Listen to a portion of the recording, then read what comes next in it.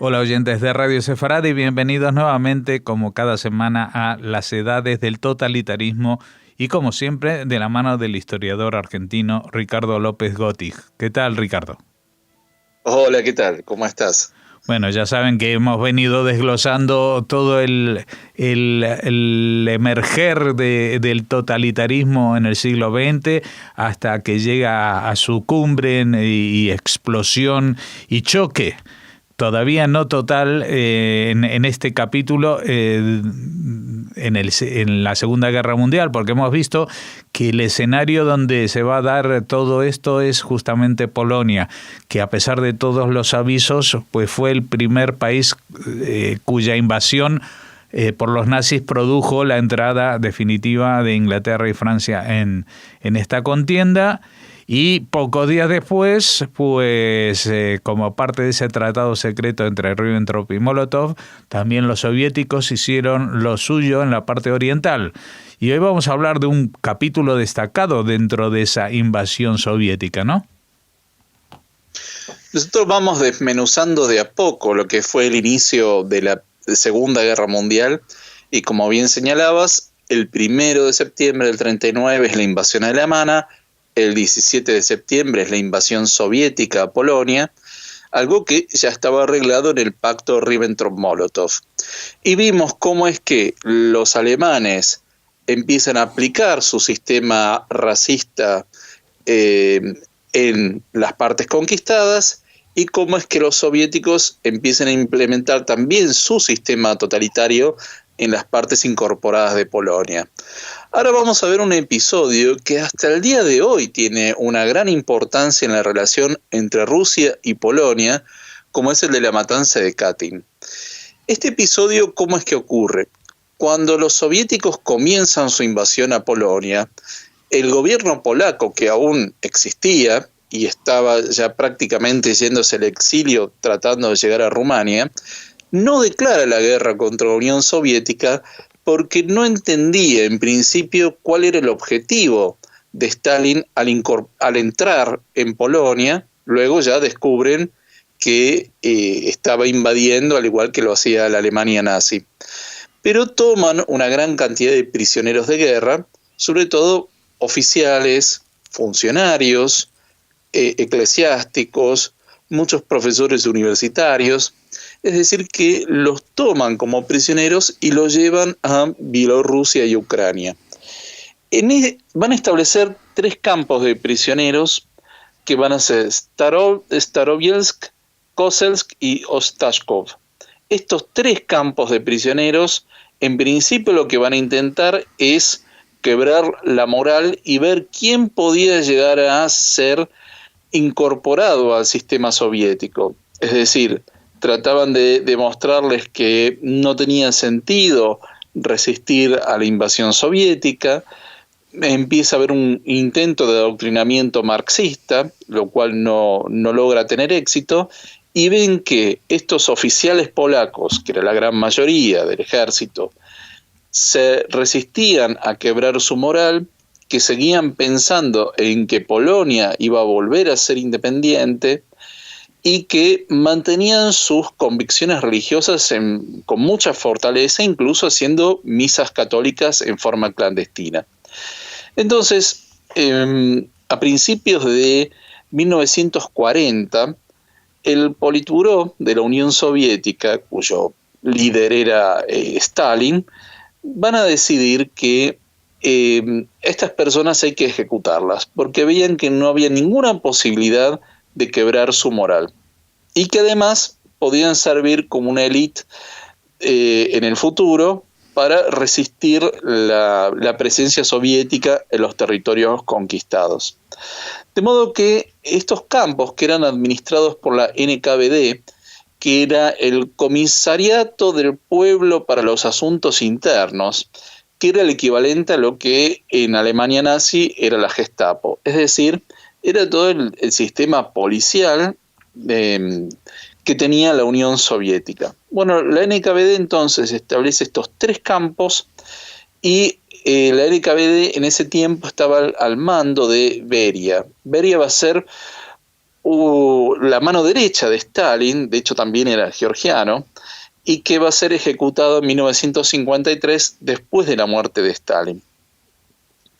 Bueno, lo que van a hacer es que entre desde el 5 de abril hasta los primeros días de mayo, durante 5 semanas, va a haber un proceso de ejecución de estos prisioneros. Como eran 3 campos separados, no van a estar en el mismo lugar. Las fosas comunes van a ser llevados a partir del 5 de abril en trenes, los llevaban en medio del bosque, se los mataba, es decir, con una pistola en la nuca, se los iba matando uno por uno. Esto tomó 5 semanas y se calculan que de esta forma habían sido ejecutados unas 15.000 personas.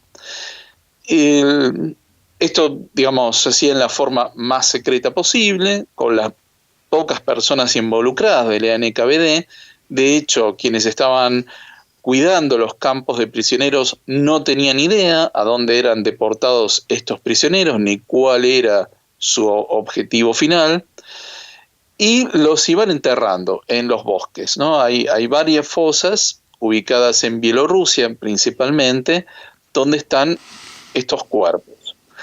Bueno, en principio esto se va sucediendo, pero lo que va a ocurrir es que en junio de 1941 Alemania nazi comienza la invasión a la Unión Soviética. Por lo tanto, se quiebra el pacto de Ribbentrop-Molotov, que hasta ese entonces estaba vigente y había muy buena relación entre ambas potencias totalitarias.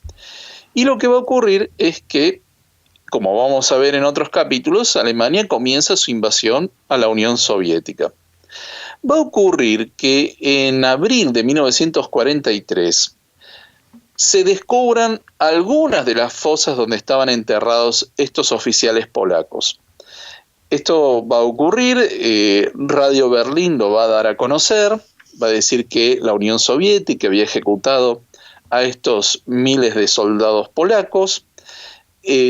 Obviamente Stalin niega esto, y además tengamos en cuenta que en 1943 ya se conocían bastante de los crímenes que venía cometiendo la Alemania nazi en territorio soviético, con lo cual esta denuncia podía servir para limpiar un poco la imagen de la Alemania nazi en plena ola criminal. Con lo cual, Alemania lo que pide es que intervenga una comisión de la Cruz Roja Internacional. Se forma un comité de expertos, mayormente de países dominados por el eje, pero por ejemplo va a haber un perito que va a ser de Suiza, y son enviados a estudiar esta cuestión. Son inhumados los cuerpos, es decir, se los extrae, muchos se los lleva a Cracovia, se los estudia, y la conclusión de la Cruz Roja Internacional de esta comisión es que habían sido asesinados en 1940. Stalin y la Unión Soviética van a decir que estos fueron ejecutados por la Alemania nazi en 1941, es decir, un año después, pero el informe va mostrando, digamos, y esto tiene que ver con lo que es la criminología, ¿no? Va a ir mostrando que efectivamente habrían sido en 1940. ¿Por qué? Bueno, por algunos restos biológicos, por el tipo de pinos que había en ese momento, por algunas moscas que encontraron, es decir, todo este trabajo tan fascinante que hace la criminología para ir descubriendo cuándo y dónde se cometió un crimen. Lo cierto es que el hecho de que la Alemania nazi saliera a decir esto sembraba varias dudas. El gran conflicto va a ser que cuando comienza la invasión alemana a Polonia, se va a formar un gobierno en el exilio de Polonia en Londres. Y este gobierno en el exilio tenía muy mala relación con Stalin y con la Unión Soviética en general, por lo tanto van a exigir también una investigación. En 1943, hacia fines del año, la Unión Soviética recupera esos territorios y entonces forma su propia comisión que va a dar un dictamen en 1944, que va a ser la Comisión Burdienko. Y esta comisión va a decir que los crímenes fueron cometidos por la Alemania nazi en 1941. Esto no termina acá, porque en los juicios de Nuremberg también se presenta este episodio. La Unión Soviética quería incluirlo como crímenes cometidos por la Alemania nazi. Finalmente no prospera esta iniciativa, es decir, que ni los jueces de Estados Unidos ni los británicos quisieron incorporar el tema de la matanza de Katyn. Por lo tanto, lo que va a quedar es la versión oficial de la Comisión Burdienko durante todo el régimen soviético. El gobierno polaco de carácter comunista va a adherir a esta tesis y siempre va a quedar la sospecha de que se habían cometido estos crímenes. ¿Por qué Estados Unidos y Gran Bretaña no dijeron nada al respecto? Más allá de que tenían grandes sospechas de que estos crímenes habían sido cometidos por órdenes de Stalin. Por una cuestión bastante lógica, en 1943, en plena guerra mundial, no tenía sentido enemistarse con Stalin cuando estaban a su vez negociando cómo iba a ser el reparto del mundo y se necesitaba la ofensiva soviética contra la Alemania nazi. Con lo cual, tanto Churchill como Roosevelt optaron por guardar silencio ante las atrocidades cometidas y dejaron que esto siguiera su curso. En Estados Unidos, los polacos emigrados y descendientes de polacos también van a hacer presentaciones ante el Congreso por la matanza de Katyn, pero este tema realmente se va a conocer cómo se desarrolló, primero gracias a Mikhail Gorbachev y también a Boris Yeltsin, es decir, el secretario general de la Unión Soviética y el presidente de Rusia. ¿Qué ocurre? Tanto Gorbachev como Yeltsin, y sobre todo Boris Yeltsin, van a sacar a luz los archivos soviéticos de este periodo y los van a abrir para la investigación a Polonia. Este va a ser un gran suceso porque es la primera vez que la Unión Soviética y Rusia van a reconocer los crímenes cometidos por Stalin en el contexto de la invasión soviética a Polonia. Este episodio que, podría haber quedado en una investigación histórica porque mayormente los responsables ya habían muerto y van a quedar muy pocos testigos con vida en 1990, va a seguir siendo un tema bastante polémico entre los dos países. Y de hecho, los más memoriosos recordarán un viaje que hace unos 10 años atrás hizo el presidente de Polonia, junto a gran parte de su gabinete de ministros, hacia Rusia, y que mientras estaban volando va a explotar el avión y solamente va a quedar con vida el primer ministro de Polonia que se había quedado en Varsovia. Yo no sé si esto fue casual o fue premeditado, pero tenía que ver también con el tema de la masacre de Katyn porque se iban a entregar nuevos documentos sobre lo que había ocurrido y en pleno vuelo se produce esta explosión. Con lo cual sigue siendo una cuestión bastante discutida entre ambos países porque, por un lado, si bien oficialmente se reconoció que fue por orden de Stalin, todavía hay decenas de cajas con documentación que no han sido abiertos. Es decir, desconocemos cuál será el contenido de esta documentación y probablemente se trate de otras muertes provocadas por el régimen de Stalin contra esta élite polaca.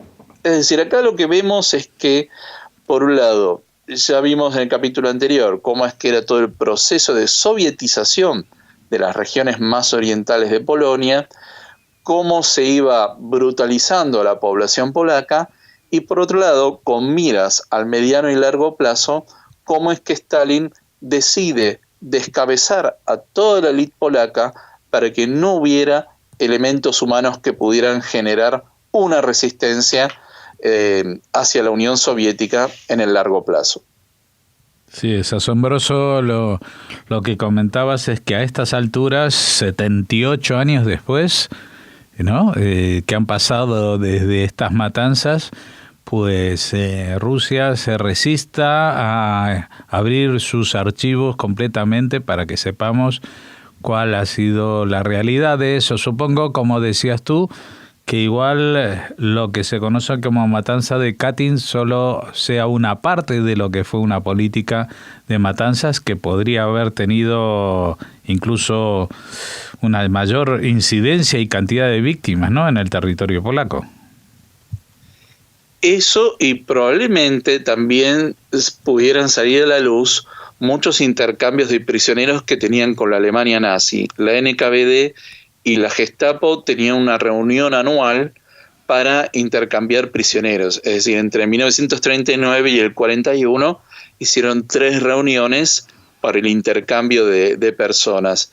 Entonces puede ser que también salgan a luz algunos de ese tipo de relaciones cómplices que había entre los dos regímenes hasta junio del 41. Sí, porque ahora que lo dices y pensándolo, no solamente las élites patrióticas, digamos, de oficiales y personal eclesiástico, sino también en el oriente, en las zonas donde entró Rusia, pues seguramente habrían, digo yo, judíos entre las élites intelectuales que en vez de matarlos ellos, pues tendrían no tendrían ningún reparo en entregarlo a los alemanes, a los nazis, para que hicieran esa labor, ¿no?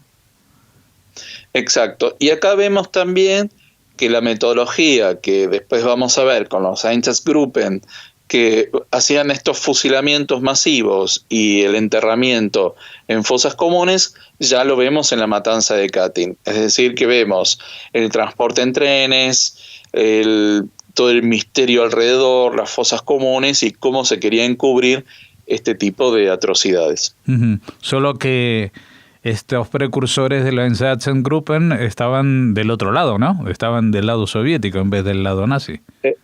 Exactamente. Realmente pone los pelos de punta a escuchar esto, porque bueno, no es que uno adore a Stalin, pero no puede llegar a imaginarse el papel que pudo llegar a tener durante esos 2 años de connivencia, tolerancia y cooperación de los dos regímenes más totalitarios, más trágicamente totalitarios de Europa en esa época, ¿no? Como fueron los nazis y el comunismo soviético. Bueno, pues con estos elementos y las dudas que nos quedan por la falta de acceso de los historiadores a los archivos, pues nos despedimos hasta la semana próxima y seguiremos avanzando en estos temas que ya, a pesar de que parecen tan lejanos, pues llegan hasta nuestros días mismos. Bueno, muchas gracias.